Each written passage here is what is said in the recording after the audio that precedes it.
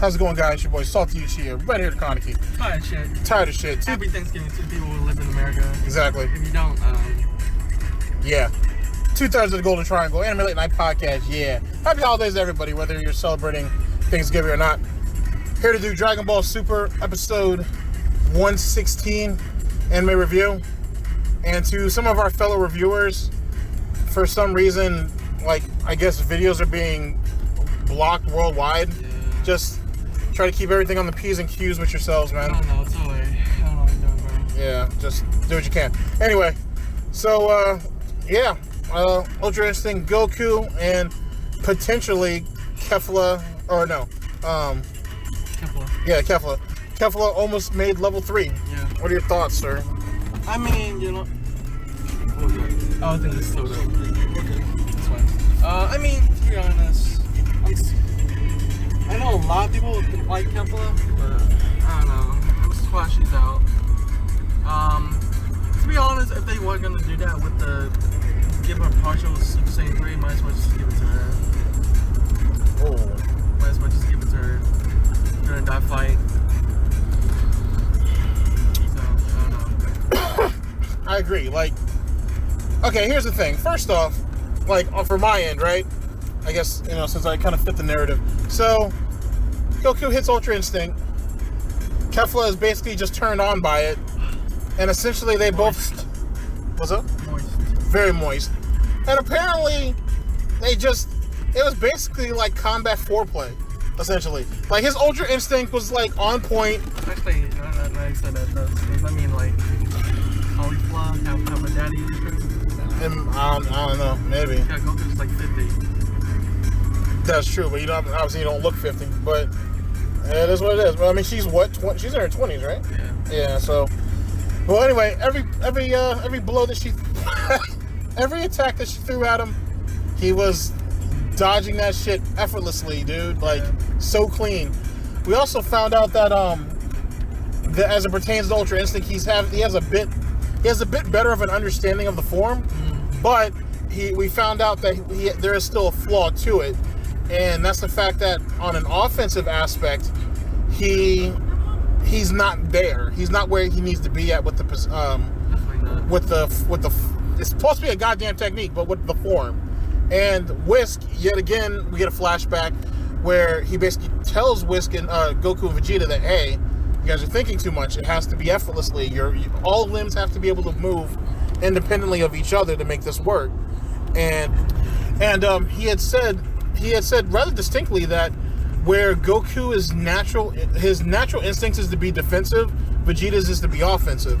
Which, there you go. We get there's your So I mean, like, that and Goku like move based on his instinct, whereas Vegeta is more like logical thinking. Yeah, and whatnot. If overthinking it to an extent, that might in fact become like his strong suit when he uses Ultra Instinct.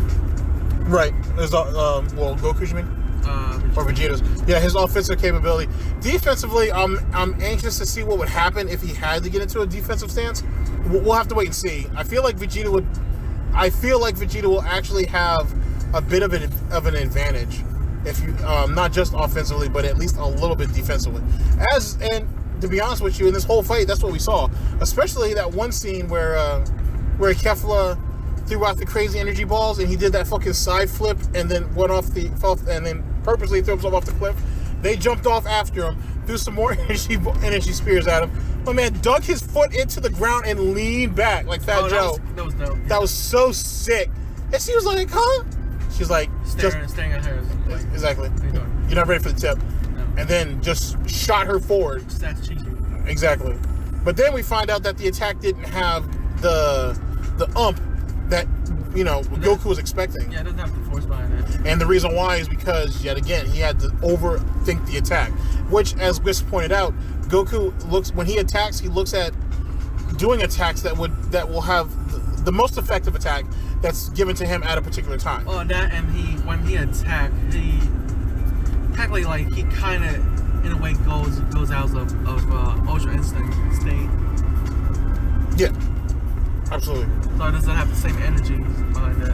Yeah, it didn't have anything to it. But I will say initially, I also like how Piccolo and Gohan made a really good analysis of the fact that they were essentially feeding off of each other. Kefla and Goku, like we saw when he was doing Ultra Instinct, which now you can say it's a form because we saw him powered up, which is, I mean... I guess speaking of which, though, he technically now can trigger it without having to absorb the energy of a Spirit Bomb. I guess you just need to, like, have some kind of energy trigger. Where this time it's Kefla actual energy, which they say it's like a Spirit Bomb, which I'm like, alright. Yeah, they said she was at the equivalent of that. But then you get into that crazy barrage she did at the end, where she had like the kind of Kaneki type fucking arms and shit. Not really, but you know what I mean. And then she threw the spears on top of that. Like, they might as well, when she went into that crazy power up, when she went all silly red, they might as well have just given her. They might as well have given her level 3. She was already there. She had level 2. You could tell she was on the cuffs of legendary level 3, which would have been dope because we've never seen that. Yeah. But they cut it loose because they wanted to, they had to scale her back. Now, granted, most people had predicted she might actually go God.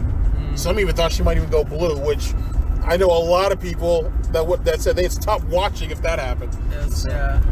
To be honest, that would be a problem. Yeah, it would.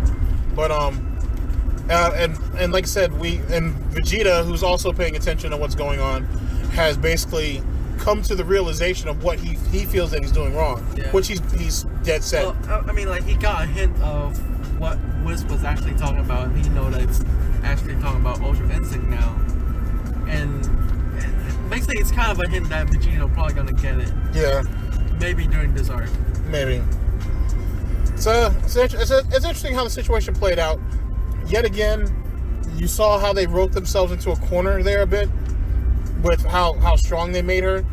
For whatever reason, it is what it is now. Just kind of got to let that go. Yeah. But, at the end of the day, what do you guys think? How you guys feel as it pertains to the situation?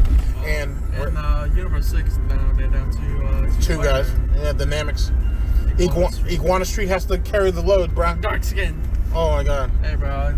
Last time the Dark Skin, challenged the Light Skin, Big deal happened. Wow. With that being said, back to back. Wow.